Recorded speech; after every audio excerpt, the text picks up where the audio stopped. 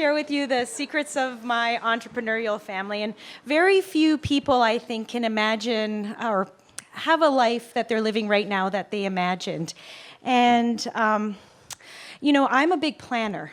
I love planning, like what I do every year, where I want to go in my life.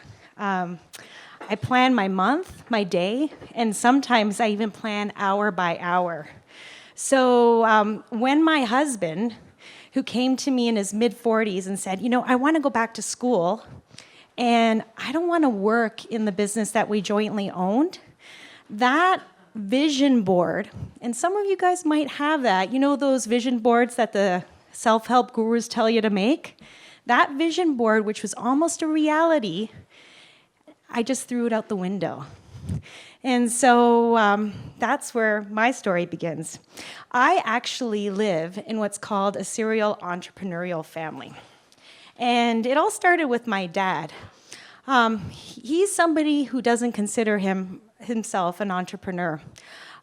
He worked at General Motors and retired. And my mom, she was a cleaning lady at the regional government in Niagara, and they had unionized jobs. Now at that time, and I think still today, unionized jobs are the safest out there. And it's something that goes contrary to what entrepreneurs do. But my dad fled from Croatia. And Croatia, if you know where it is, this was in the mid-1950s. Croatia is to the east of Italy. So you know where the boot is? It's across the Adriatic Sea. And, I hear stories from him about how he fled from Croatia on foot, which kind of reminds me of some of the stuff that's happening right now in Central America, when people are traveling hundreds or thousands of miles through Central America into Mexico. He lived in a refugee camp and then took a boat across the ocean to Canada. And that's big stuff. And when he doesn't think of himself as an entrepreneur, I think these are some of the risks that serial entrepreneurs or entrepreneurs take often. So from that, these are some of the secrets that I've learned from my serial entrepreneurial family. Perseverance and motivation are easy when you have a clear focus on an uncertain future. So this is really important, especially for somebody like me who loves to plan. Clear focus on an uncertain future. And you know what? My faith, and Rob had mentioned that we go to church together. I'm a member of Lakeside Downtown, and my family goes there.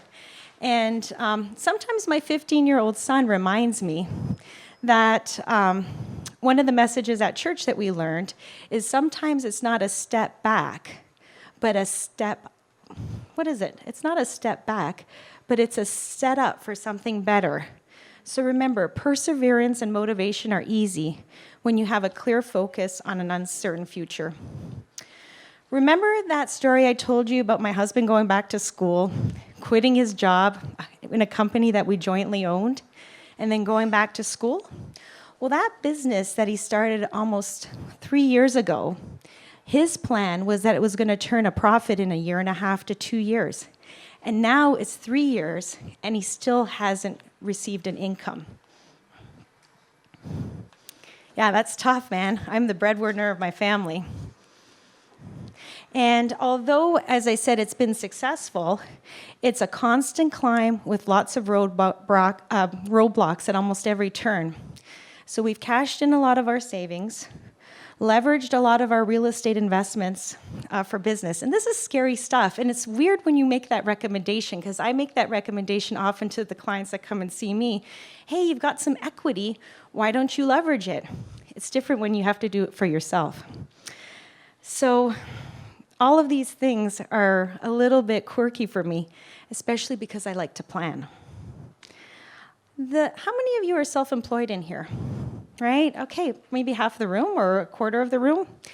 For those of you, and Tim said this well, entrepreneurship is not a 9-to-5 job. And don't let people discourage you.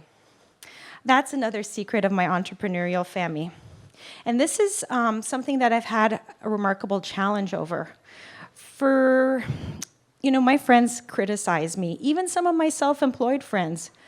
You're working late again? You got to go back to work. I even have some relatives tell me, you're always working. But I don't think they get it. When you have a successful and profitable business, you're always looking for continual improvement, how to make things better, how to help more people, how to do a better job. And that's why I think it's a successful and profitable business. However, the guilt often is crushing for me. And we talk about leading a balanced lifestyle, but I've come to terms with that there's no balance. I think at different points in our life, we just have to focus on different things. And right now, my focus is on, because I'm the primary breadwinner in my family, is my faith and really work. The next secret I have for you is choosing your circle of support defines your well-being. Obviously, you want to hang out with people that encourage you. Find companions that work alongside you. And this notion of companionship is new to me. I've just in the process of, I've almost finished the book by Jean Vanier on becoming human. Have anybody read that? Yeah, I love it, Superwoman. Thank you.